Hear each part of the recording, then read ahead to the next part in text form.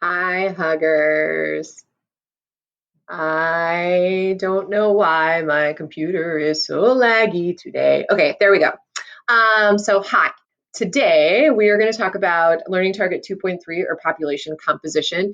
Essentially, today's lecture is all about population pyramids. There was just a short section in the text that you had to read about population pyramids. We're kind of like hitting the ground running with unit 2 concepts that are the most challenging, and population pyramids can be a little tricky to read. And so I want to take my time through this presentation to make sure that you understand it, and we will do some practice with population pyramids next Tuesday. I do not know what that is, so I'm going to get rid of it and hope that doesn't change everything. Okay, there we go. So in Learning Target 2.3, there's two sub-learning targets. Describe the elements of population composition used by geographers. In your textbook, it talks about age structure, it talks about sex ratio. So these are terms that I'm not going to cover in this presentation. I'm going to touch upon them.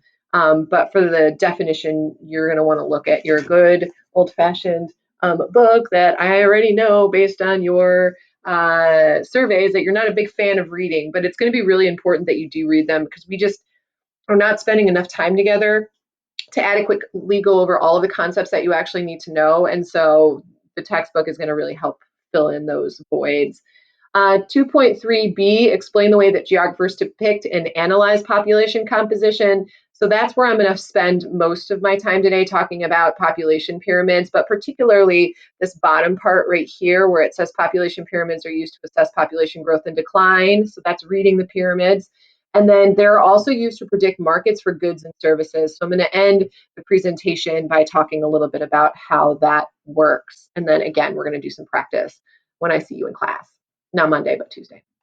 Okay, so population pyramids to demographers. And when we're talking about the unit of population, we're really talking about demography or population geography. They're really useful tools to study population. So when we're talking about age, sex, composition graphs, they are a graph, but this is what we're talking about. So population pyramids will give you information about age, the age range of a population. You get information about sex, meaning how many males and how many females. And depending on what kind of population pyramid you are looking at, this may alter the shape of the pyramid. It gives you birth rates, death rates, and average life expectancy. Population pyramids also indicate economic development. We might not get to that in this presentation, but over the course of the next week or so, this will make more sense to you. It reflects natural disasters, wars, political changes, and epidemics. Again, the AMSCO book goes into examples for how population pyramids change their shape based on those factors that are on the screen right now. And what's most important to demographers is that it predicts future population growth. And so when you have these predictions, you can make choices about how best to serve the needs of the population as the population changes. So if the population is growing, like how are you going to meet the needs of that growth? What urban services like sanitation infrastructure like schools or mass transit are you going to need?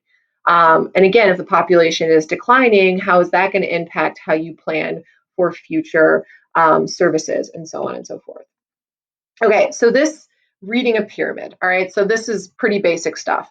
All pyramids have the same exact features. And so when you're reading it, you're going to look at a couple of different things.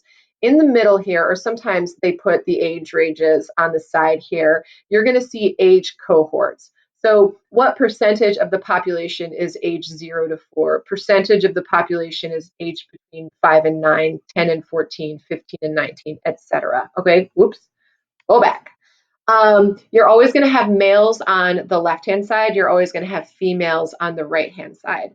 The horizontal axis at the bottom here, you need to pay close attention to these because I've seen some really tricky College Board questions where they have you comparing population pyramids. And if you're just looking at the shape, but you're not looking at the horizontal axis for population, how the population pyramid is demonstrating population in millions, sometimes the way that they decide to aggregate the data here at the bottom may make the shape look like one is like growing faster than the other. But if you're not careful and you're not reading the horizontal axis, that could trip you up, right? So when you see these population pyramids, this is essentially what you're going to look at. Population in million, the age cohorts here, males on one side, females on the other. Usually population pyramids are given on a country scale. This is a global scale. And sometimes you get subnational scales as well. In fact, we're going to practice with that in class. So you'll understand how you might have data for the United States, and then you change your scale, and you see, like, if you're looking at state by state, then you might have some different information, right? So it's kind of like basically scale of analysis is going to change your scale or your understanding of what's happening in terms of population growth and decline. Okay, so there's two ways to look at a pyramid. On the one hand, you're going to look at a population pyramid to determine how fast or slow the population is growing. Generally, you can just kind of take a look at the shape to draw those conclusions. The other thing that you're going to look at on a population pyramid is the dependency ratio, and I'm going to define the dependency ratio on the next slide, but it does a nice job of defining it for you right here. So part of the population pyramid is what we call dependence, right? So kids are dependents, elders are dependents, and they're depending on the working age population, right? So these people here in the center are going to are responsible for taking care of the people at the top, and they're responsible for taking care of the people at the bottom. So when you have a big dependency ratio, either elderly or youth, that's going to mean something different for the needs of that particular country. And this like blue outline here illustrates Canada's dependency ratio as compared to some developing countries' ratio, which I'm going to talk a little bit more about this later in terms of shape.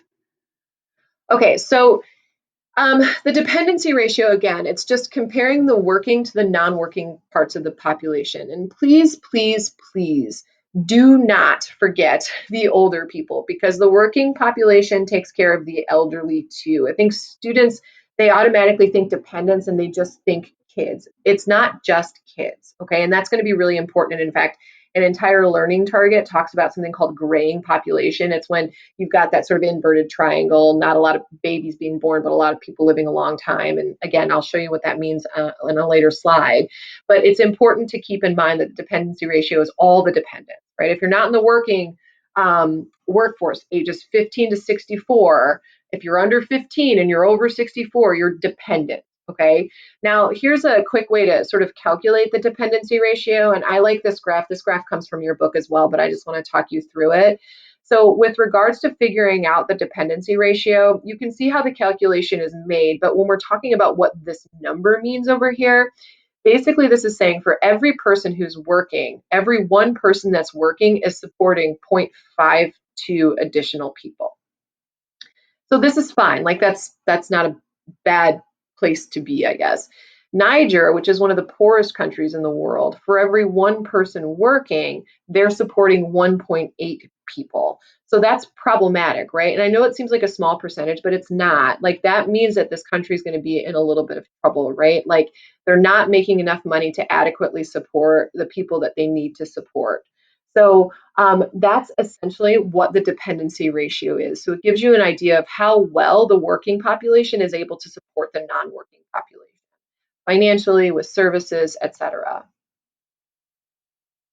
Okay, so now it's all about the trends. And so this is what I was kind of talking to you about before. So when you get really good at reading population pyramids, then there's stuff that you can tell like automatically about what's happening in the country, as I pointed out before. So the first type of population pyramid that you're going to look at is a triangular shaped population pyramid.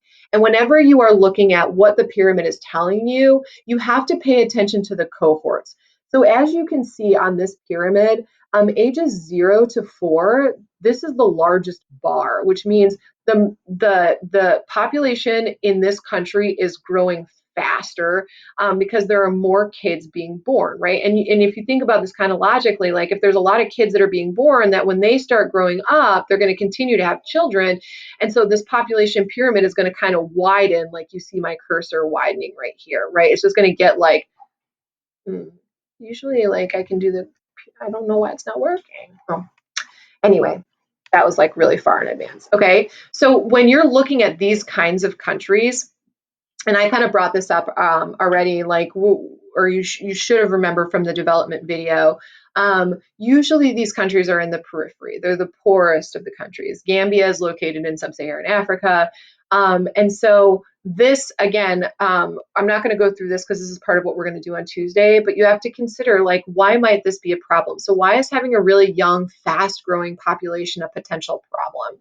Are there any benefits to a young, youthful, fast-growing population? And so you have to be able to answer those questions as well. Right now, we're just talking about trends. So again, this triangular-shaped pyramids usually represents the poorest of the countries where population is growing the fastest. And we will get into some of the reasons why that might be true in later lectures or in class or whenever we talk about it.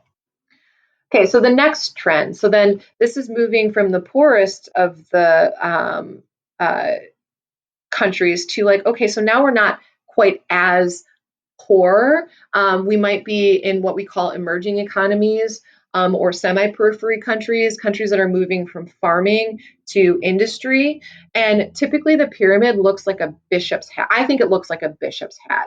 So what ends up happening is that the population down here and I always say, I should say this straight up, like whenever you're reading a pyramid, you want to look at the bottom and you want to look at the top. And then whatever is happening at the bottom is going to continue to move upwards. I have a video I'm going to show you on this on Tuesday. And then, and generally the shape is going to change as a result of that. So you can see here that we're starting to stabilize. In other words, people are starting to have like less children. So the bottom part of the cohorts seems to be, again, the population is becoming stable, which means it's growing more slowly compared to this one where the population is growing really fast. Okay, so stabling the population is becoming more stable. And usually these countries are in the semi-periphery. And this example is Mexico in 2019. Okay, so not the poorest countries, but not the richest countries. And then we get to what would be considered sort of this rectangular population pyramid. And the rectangular pyramids are places like the United States or more developed countries, post-industrial countries that are engaged in the service industry.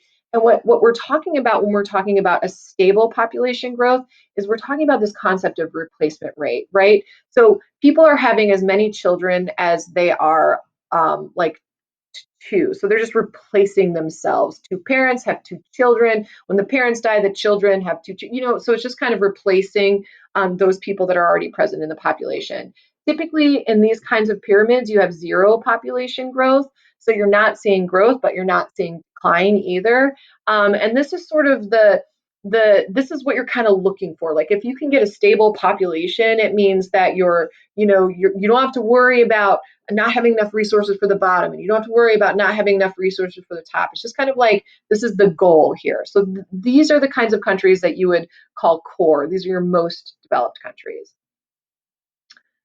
And then when you get to the next sort of population pyramid that you might look at is what we're calling an inverted triangle. It doesn't exactly look like an inverted triangle, but the key to understanding these types of population pyramids is that the smallest cohort, right, tends to be at the bottom. And I know that you're like, oh, smallest cohort, look it up here. But again, we're looking at life expectancy up here. And people just, they don't live people are going to die up here. That's not the best way to read the population pyramid. However, look at how many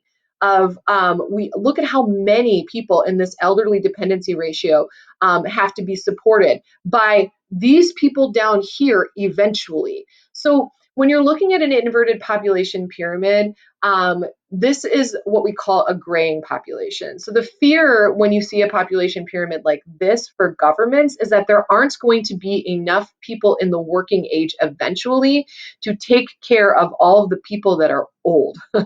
So that becomes a problem, right? How do you provide the social services necessary to take care of an aging population? It's the same question that you would ask of that first population pyramid. How are you going to provide the services necessary to take care of a young population or population base that's like high at the youth dependency ratio? Um, Here's the tricky part where this one you can say core countries. Here you can say semi periphery or sort of those emerging economies. Here you can say your least developed countries just by looking at the population pyramid shapes. You cannot draw the same conclusion about these inverted triangles because in some cases, yes, they're core. Like Japan is a core country. Germany also has the shape of a population pyramid. It's a core country, but so does Russia. And believe it or not, so does China because the one child policy was too good. So you can't automatically say that these are core, that this is the next step. If you're a core country, eventually you're going to be inverted. Not necessarily, okay? Because governments also play a role in determining population growth or decline, and we will get to that later. Right now, we're just trying to determine trends when you're looking at population pyramid shapes. Okay, now your book also does a nice job of talking about what might cause some weird shaped pyramids. I'm going to just call them weird shapes, or they're anomalies, really. And you're going to have to, at some point, be able to sort of think through what these anomalies might be saying about the place in which the population pyramid is being created. So, in this case, and this one is my favorite, so the country of Qatar has a really strange population pyramid. It has huge asymmetry. This is obviously female side, but this is crazy. So, like, if you're thinking, like, wow, why are there so many boys in this country, men in this country compared to women? Well, you got to think through it a little bit. Like when we're looking at the kids, right? There's not that much variation between females and males. It's not until you get to the working age population that you see a huge difference in the types of or the amount of males versus females.